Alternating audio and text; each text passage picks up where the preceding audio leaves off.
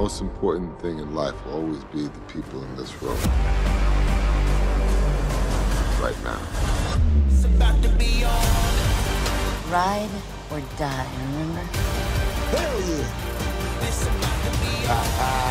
Hey, now we talking. Oh, yeah. Perfect.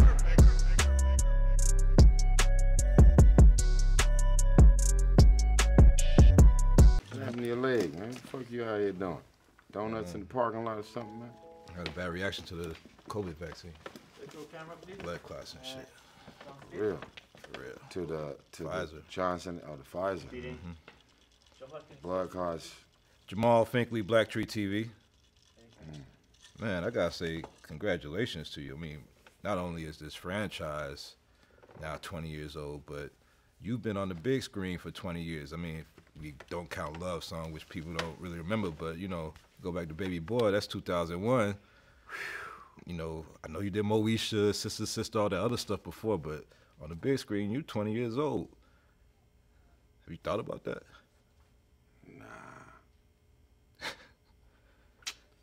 And yeah, 20 years of doing anything is crazy. Well, thank God I wasn't like in a booth doing security for 20 years, checking people in. Yeah. 20 years of doing this is interesting. No disrespect to that job, because that is a job, but the things that I've been able to see, the countries and worlds and fans and buildings and architecture and history and access has been life-changing. I mean, I'm just a black kid from South Central LA, and I can go pretty much any country in the world. If they don't speak a lick of English, they might know who I am. Yeah. And that's a big, big, big deal. And I never claimed to be the biggest movie star, nor have I ever been interested in being the biggest movie star, but for my little slice of the pie, I'm definitely grateful.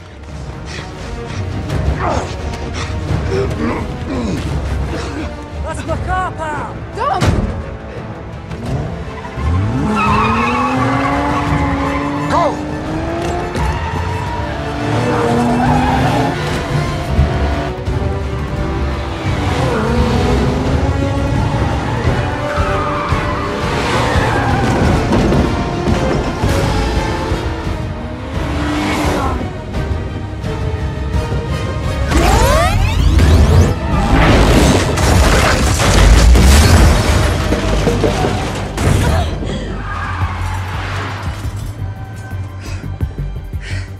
Very natural.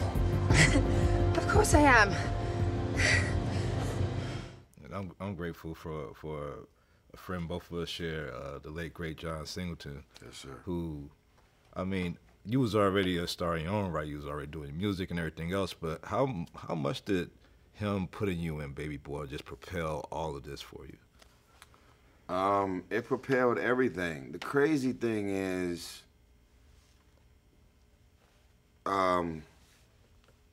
true story. John booked me and casted me for Baby Boy. And then I actually got John the job to direct Too Fast, Too Furious. Damn.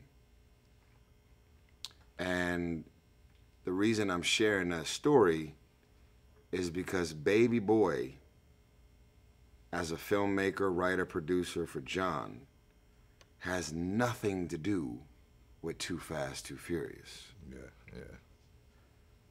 The energy, the scope, it has nothing to do with South Central LA. And Fast and the Furious, for me, had nothing to do with Baby Boy. So the fact that I got casted to be opposite Paul Walker after just wrestling and fighting in the living room with Ving Rhames, one is literally not connected to the other. Yeah. But what's interesting is this. Will Smith, to this day, probably have given me the best compliment I've ever heard. And the compliment wasn't just a compliment that meant a lot to me. It was a compliment that was given that also came with a lot of pressure and anxiety. He said to me, "You know what makes you dangerous? You can go off and do Training Day and Transformers in the same year." He said if Denzel Washington tried to do iRobot, it would be, and if I, as Will Smith, tried to go do Training Day, it would be, and he said, you can do both. But he said the difference between me and you is you don't apply yourself.